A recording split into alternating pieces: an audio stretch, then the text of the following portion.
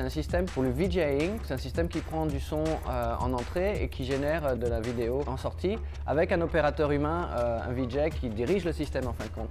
Le système, c'est juste un synthétiseur d'images. C'est illimité. Tout ce qui peut être présenté avec des pixels pourrait être généré par le système. Après, c'est la collaboration, ce qu'on appelle la co-création, le travail entre l'artiste et son outil, qui va être de toute façon à chaque fois unique. On espère que le système permet à l'artiste de s'exprimer au travers du système.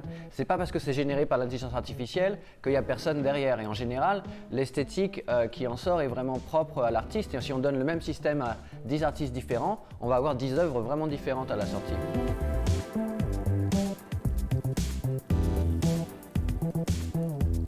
Il y a tout un tas de paramètres. Il va falloir choisir quel modèle utiliser. Il va falloir choisir comment les images vont interagir avec le son.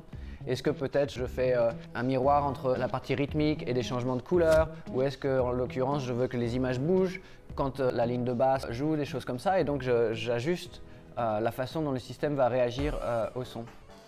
Ce sont de nouveaux outils et de nouvelles pratiques. Il y a beaucoup de travaux qu'on fait dans le laboratoire où on développe des algorithmes génératifs et après on augmente des logiciels existants avec ces algorithmes-là. Et ça va permettre deux choses. On le voit déjà avec ce qu'on appelle les systèmes de génération visuelle, DALL-E et ce que tout le monde connaît. Nous, on a des systèmes de génération sonore pour le sound design, pour la musique, pour les mouvements, pour l'animation et on les met dans les logiciels existants. On travaille avec des compagnies de logiciels en Europe et au Canada pour augmenter les outils existants. Et ce qui se passe, c'est que ça permet aux débutants de générer des contenus dont ils ne seraient pas capables. Moi, par exemple, je suis pas fantastique en dessin. Ce que fait DALL-E, ce que je peux faire avec DALL-E, je ne pourrais pas le faire autrement. Donc pour les débutants, ça démocratise la création et ça permet aux gens d'y avoir accès plus simplement. That can take simple text descriptions like a koala dunking a basketball and turn them into photorealistic images that... Et puis pour les professionnels, il y a déjà des études qui commencent à montrer que ça leur permet de travailler plus rapidement. En fait, ces machines-là, ces systèmes génératifs-là sont souvent des systèmes à inspiration.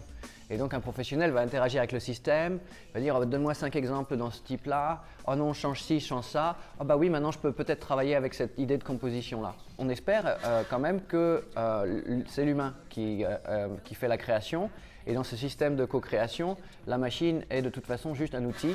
C'est juste que ce sont des outils maintenant très très puissants puisque ça génère du contenu et souvent du contenu dont on ne peut pas dire qu'il a été généré par une machine. Donc ça c'est le problème des deepfakes d'ailleurs. On a vu ce que ça donnait quand ça peut être utilisé à mauvais dessein, mais ça veut aussi dire que maintenant c'est virtuellement impossible de faire la différence entre une photo prise par un humain et une photo, un rendu photoréaliste généré par une machine.